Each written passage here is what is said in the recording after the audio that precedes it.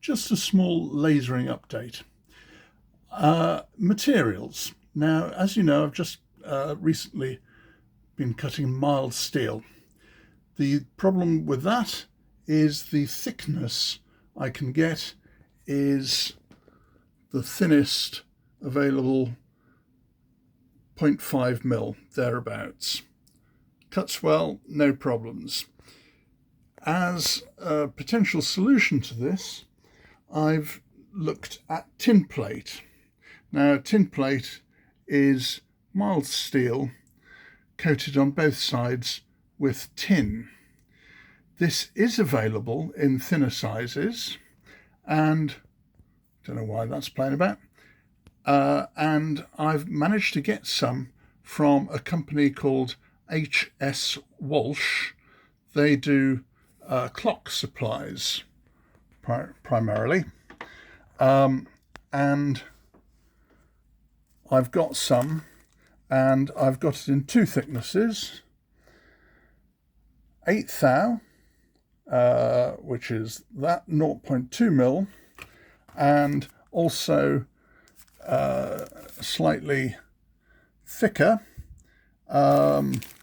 which is, where are we? There we go. 13 thou, 0.33 mil thick.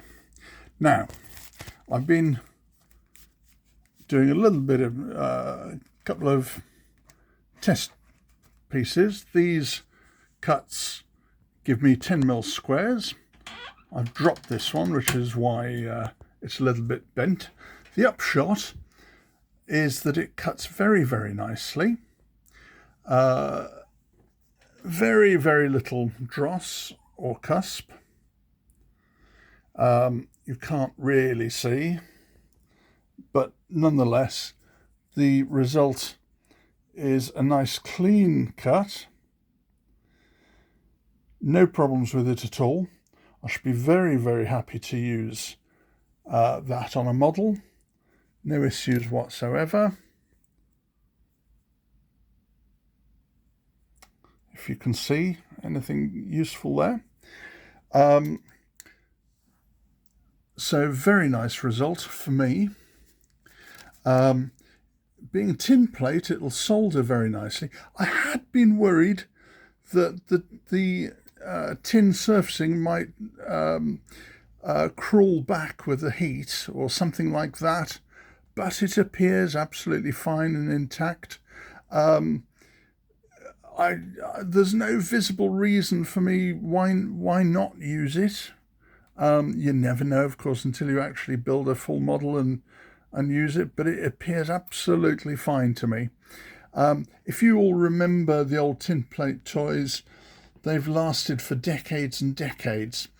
The only thing one will be very careful about is cleaning them thoroughly after soldering. I've got an ultrasonic cleaner and I shall use that, but proper prepping before painting will be the key to that. So test is very much a success from my point of view. The other thing is how to cut it. On my machine, which is a 50 watt ComMarker B4, these are the settings I used.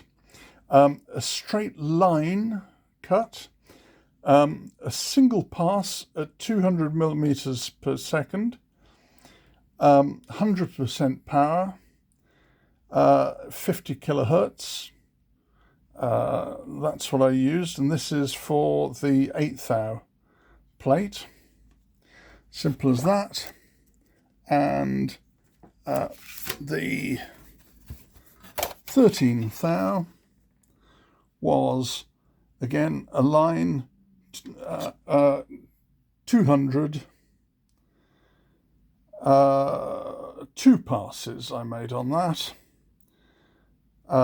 Again 100%, 40 kilohertz. I thought I'd get a little bit more out of it by dropping the frequency.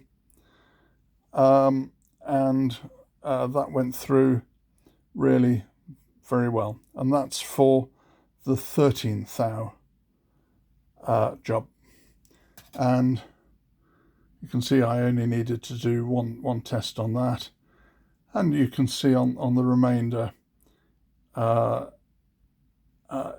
interesting actually. You can see by the bluing what the heat is doing to the job.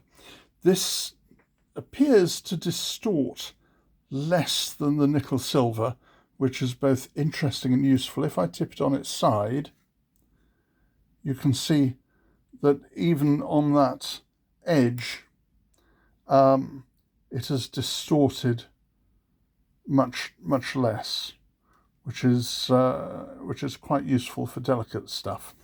So using tin plate is going to be a very useful alternative for more expensive materials, and I shall absolutely be using this material in the future. It's cheaply available. I think these sheets are something like £1.45 per sheet, plus VAT, and of course plus shipping. It's this is the details of it. I got these from HS Walsh. They're I think available from other suppliers, but very useful and very good, very quick on these lasers. Enjoy.